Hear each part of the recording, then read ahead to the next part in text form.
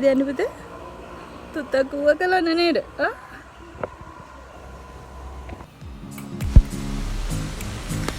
කොහොමද ඉතින් ඔයාලට මම ඔයාලත් එක්ක අපේ පුංචි මතකයන් බෙදා ගන්න එකනේ කරන්නේ.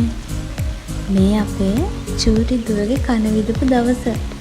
බලන්නකෝ ඉතින්.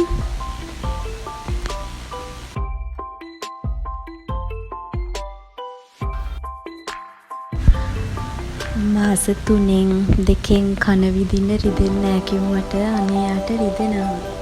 හැබැයි ඉතින් තාත්තගේ අතේ නම් වැඩේ ටිකක් ෂේප්.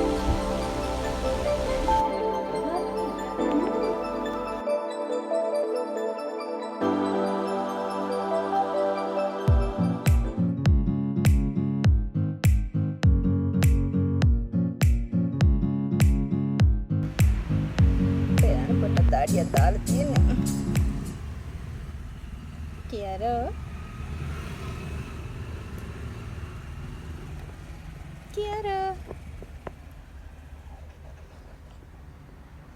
කන තුත්තක් ඉදලා ඉන්නේ නේද?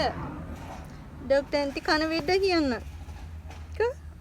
ඩොක්ටර් ඇන්ටි කන විද්ද කියන්න. ඉතින් හැමදාම අපිත් එක්ක එකතු වෙලා ඉන්න.